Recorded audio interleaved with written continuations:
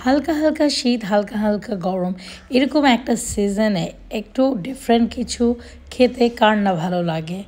শীত চলে যাচ্ছে আর গরমকাল চলে আসছে, আর গরমকাল চলে আসলে এই রেসিপি বা এই আইটেমটা খেতে একেবারেই ভাল লাগবে না।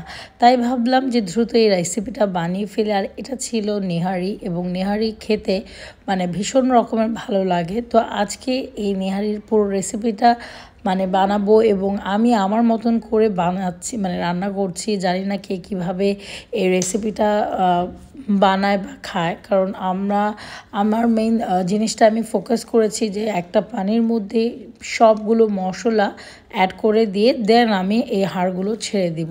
তাতে করে কি হবে, হাড়গুলোর মধ্যে ভালো মতন মশলাগুলো মিশে যাবে। তো এইদিকে আমি আদা বাটা, রসুন বাটা, পেঁয়াজ কুচি এবং হলুদ, মরিচের গুঁড়ো, গরম মশলাগুলো, তেজপাতা, এই সবগুলো উপকরণ দিয়ে নিব। আর সবথেকে বড় কথা যে বিষয়টা, সেটা হচ্ছে গিয়ে এখানে আমি তেল ইউজ করেছি সামান্য পরিমাণে। কেউ চাইলে এই তেলটা স্কিপ করতে পারে।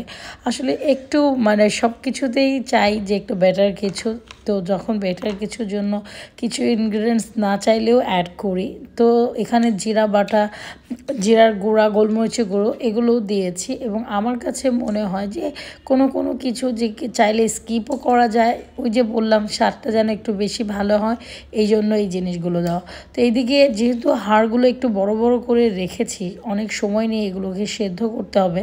তো এই সময়টা অবশ্যই একদম লো হিটেই যতটুকু পারা যায় যে পানিগুলো আমি এই হাড়গুলোকে সিদ্ধ করব। তো এইদিকে এক এক করে সবগুলো হাড় দিয়ে নিয়েছি এবং ভালো মতো নাড়াচাড়া করে নিব। এটা আমি নেহারিটা সবসময় আমি আগের দিন রাতের বেলা বানিয়ে রাখি, যেন ভালো মতন সারা রাত সেদিন তো আর আমার কোনো ঘুমই হয় না, কারণ আমাকে সারা রাত মাথার মধ্যে খেয়াল করে রাখতে হয় যে যদি আবার পড়ে যায়, লেগে যায়, এরকম কিছু।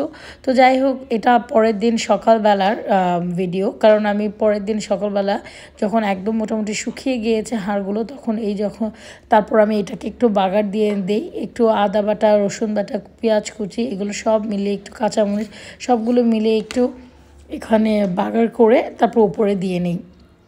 তো এদিকে পুদিনা পাতাও ইউজ করে, কিন্তু সেদিন আর পুদিনা পাতা ছিল না, তো একটু ধনে পাতা ইউজ করে নিয়েছি।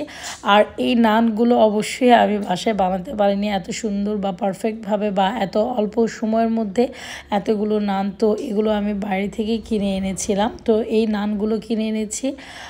আর সাথে নানের সাথে বলি বা রুটির সাথে বলি, পরোটার সাথে অবশ্যই আমি বলবো যে এই নেহারি আমার ভালোও লাগে না, বা লুচি বা পরোটার সাথে।